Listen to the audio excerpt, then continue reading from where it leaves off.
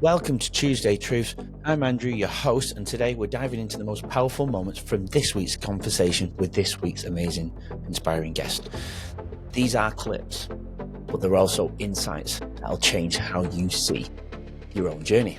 So let's get right into it. Then let me just explain a great framework that you can use.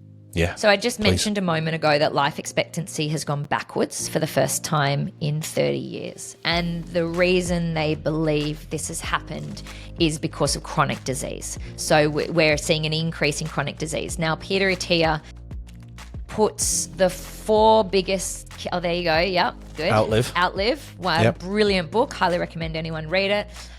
He talks about the four horsemen.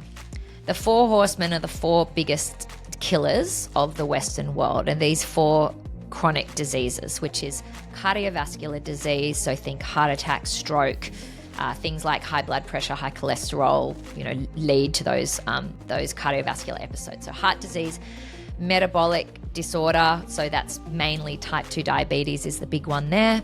Cancer is the third of the four horsemen. And the fourth one is neurodegenerative diseases, Alzheimer's, dementia, Parkinson's, etc. Now, two of those, FYI, little side note, two of those four horsemen are 100% preventable, which is equally frustrating as it is inspiring. And that was the first two I mentioned. So cardiovascular disease is 100% preventable, and so is metabolic disease. Cancer, neurodegenerative diseases, you can do as much as you can, and you just might have been dealt a pretty poor card, but there's a lot more that we can do that's in our control. We used to think it was a lot more to do with our genes, but actually they're highly preventable as well. But yeah, the first two are. So that's my little side note. Yeah. So coming back to my story here, if you can avoid those four horsemen, then the good news is that centenarians in Australia, so people that are 100 or older, is growing at a rate of 6% per year. Great. So it's kind of two really contradictory. How are we getting younger? How are we dying younger as a population? Life expectancy is dropping, yet centenarians are getting older. And the answer to that is, if you are able to avoid the four horsemen and avoid those chronic diseases, you are going to live for a bloody long time. And we are going to be old for a bloody long time. So our goal as someone that wants to live a long, healthful life and have that health span, even if it's not lifespan, is number one, to avoid the four horsemen.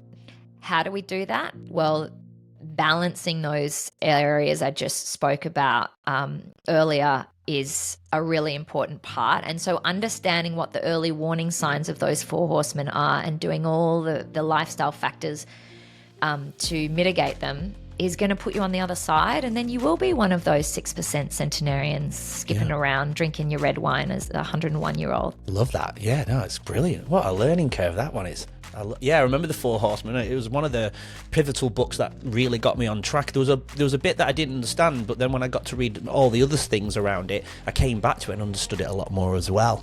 Yeah, I do say to some people, maybe read the first chapter in great detail. Read the last chapter on emotional health in great detail, and then the middle of the book does get very technical, so you might just read the chapters that are relevant to you. Yeah. I understood it a lot more when I went away and, read about the brain and read more around Alzheimer's and emotions and stuff like that. It definitely made more sense. I did that with the sleep book with Matthew Walker. He was starting to talk about aspects of the brain, but I hadn't read anything about the brain yet. So I thought, right, I'm clearly not ready for this yet. Let's go and read the basics of the brain, and then I can understand this at a deeper level. So I feel like all my books have been jigsaws, and I've come out of chapters and gone back and forth, and it's kind of exciting at the same time. It is, because it means you're unlocking new education and knowledge as well. And there is so much out there now that can really, really improve our longevity. So it's definitely a journey worth taking. I interviewed the lead researcher on my podcast a few weeks ago. It's called the LOOW Health Trial. And if you're interested in longevity and cancer, I highly recommend you look up this trial and maybe listen to the episode. But basically, they did 3 interventions over a 3-year period. There were 2,000, I always get this wrong, it's either 2,000 or 3,000 participants, but a huge study. And it was a double-blind clinical trial, which is a complete gold standard study. 2,000 people, 3 years, double-blind clinical trial. That's basically the best of the best when it comes to studies. And they broke those 2,000 people into a whole bunch of different groups where they had these 3 interventions. And the interventions were exercise, omega-3 supplementation, and vitamin D supplementation. And so one group just exercised. One group, the placebo group, did nothing. So they got given sugar pills, they didn't know what they were taking, and they weren't exercising. So that was the placebo group. Then you've got another group that were just doing one of the 3 interventions. Anyway, all these different groups. But the group that I particularly focused on was the group that did all 3 interventions over the 3 years. Are you ready for the results? Go on. Absolutely. 51% reduction in invasive cancer. So over that there's actually 3 results. So that's that one. 39% reduction in pre-frailty. So that's a whole bunch of markers that indicate that you're getting close to what we call frail, which is actually after heart disease, frailty-related death is the second. Don't quote me on that. Maybe, I don't know, someone's going to challenge this, but frailty is a huge cause of death now, or frailty-related injuries and diseases. So pre-frailty was reduced by 39% and biological age was significantly reduced. But isn't that crazy that over the 3 years, compared to the placebo group who didn't do those interventions, the group that did all 3 interventions had 61% less cases of cancer? Yeah, fascinating. I saw that on your content, 61%. I saw that figure. Yeah. Amazing. So you cannot be completely bulletproof to cancer. You might get it tomorrow and have been pulling all the right levers, but I can tell you that if you had an identical twin who was smoking, drinking, overweight, eating fast food, the chances of them developing cancer compared to you are going to jump up significantly. So you can't be guaranteed that you're not going to get it. But of course, the reduction and the likelihood, and this trial is just a perfect, literally clinical, significantly, statistically proven fact that you can prevent cancer. Yeah, wow. So not only do you want to increase the quantity of mitochondria in your body, but you also want to increase the quality. And both naturally decline with age, but there is a lot that we can do. So unlike a remote control car that comes already pre-programmed, there's only so many batteries you can put in, we can actually add more battery packs. And guess what? Adds battery packs to our body, comes back to exercise. And we can literally, and no matter what age we're at, we can literally add more mitochondria to our body. And ways to do that, obviously exercise is the main way, because and the reason is that mitochondria is in such a high concentration in our muscles. So if we're laying down more muscle tissue, then we're going to be laying down more healthy mitochondria. And so cardiovascular activity is key for this. And zone 2 cardio, so that's that more steady state heart rate between kind of 60 to 70% of your max. So it's really where you're able to talk, but only just. If you're out for a walk with your friend and you're talking like you and I are now, you're not at zone 2, you might be zone 1. But if you're talking, but you're kind of talking like this and then you have to wait because you've got to catch your breath, that's probably good. And then if you completely can't talk at all because you're just running so fast, you're up in zone 3, 4, or 5, which is more VO2 max training, which is also great for mitochondria as well.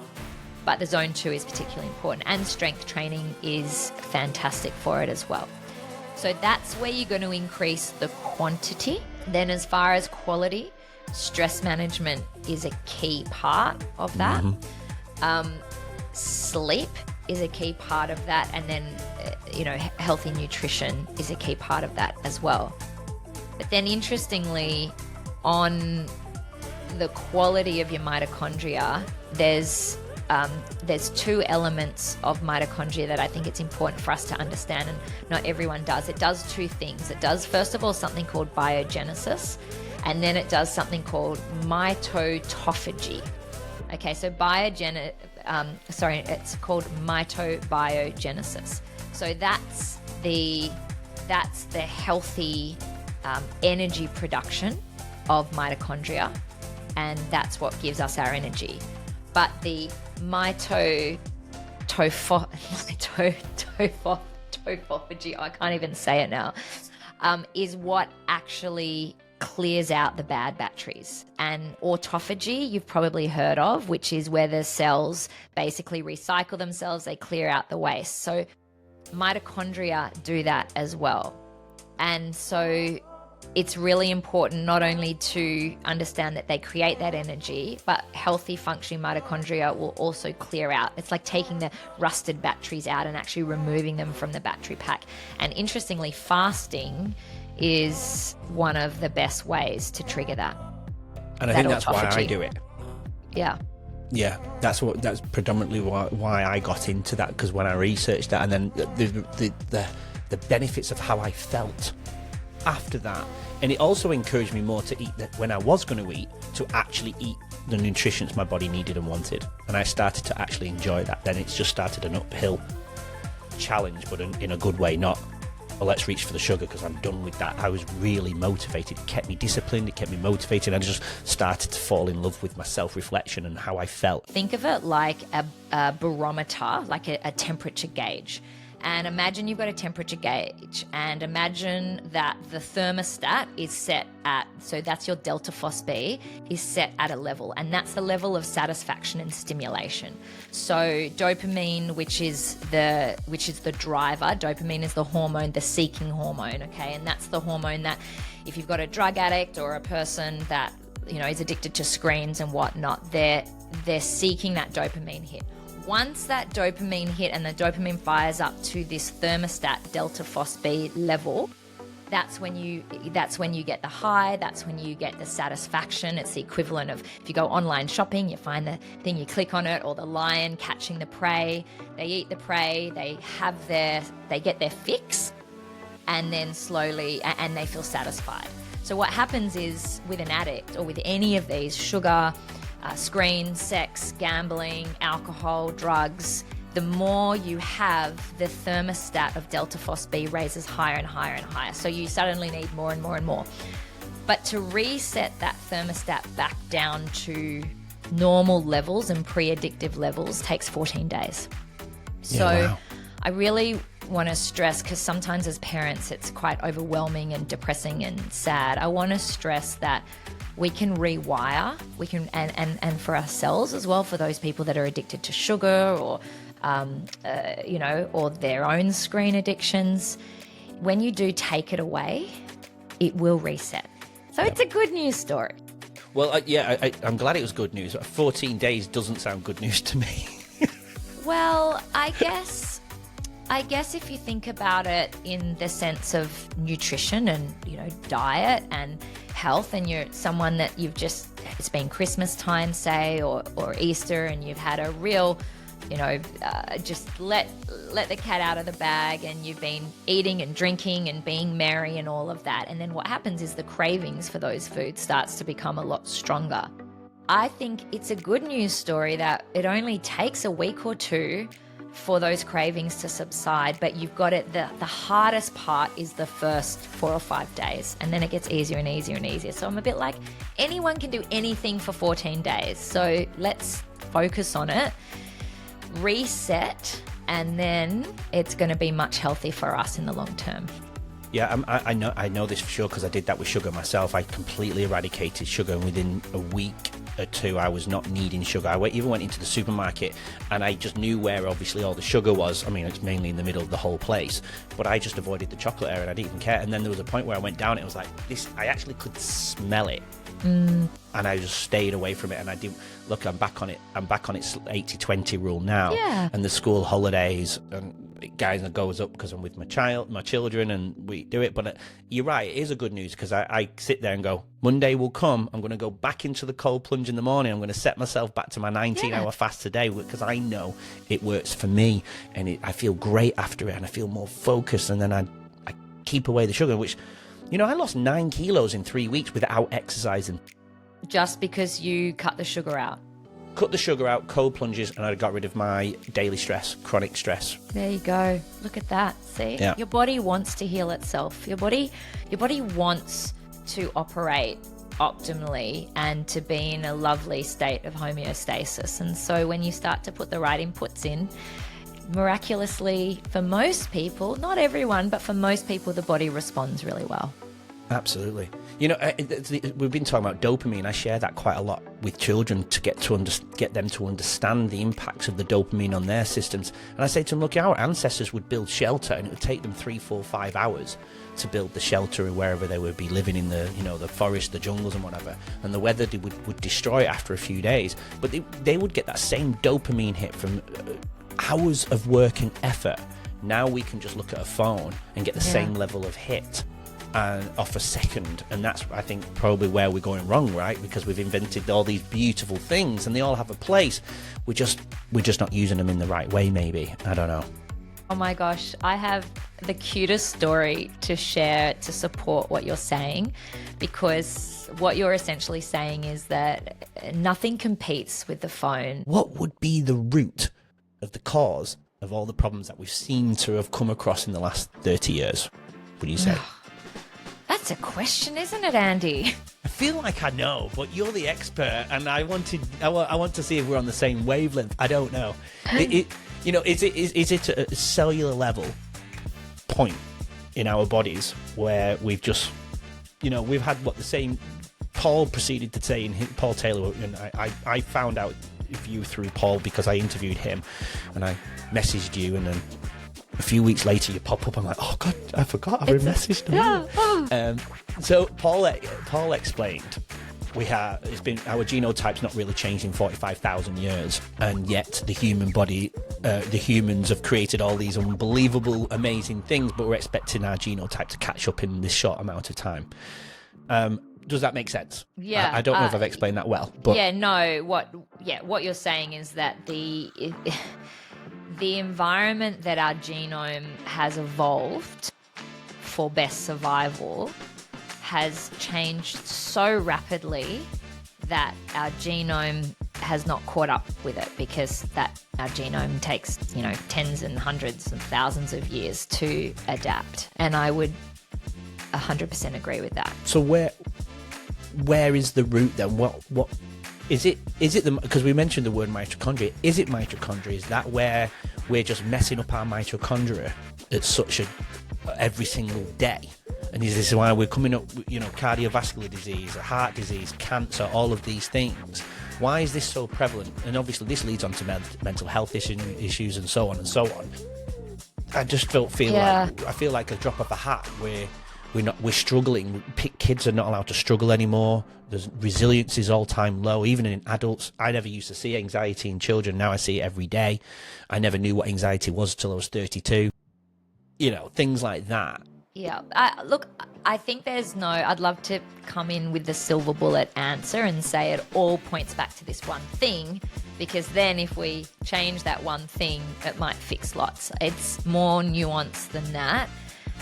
And in my opinion, there's a few factors at play. Number one, we can't ignore the fact that we're living longer. So life expectancy, and I'm talking about compared to, you know, hundreds of years ago, because actually life expectancy has just gone backwards for the first time in 30 years, which is a bit of a whole other conversation. But we are living a lot longer than those ancestors, than when our genome kind of, you know, got to where it is today. So that's why we are seeing a lot of these age-related diseases like cancer, like cardiovascular disease. You can't discount the fact that we are living longer, and so we're going to see some of those things. Then the other factor is the body.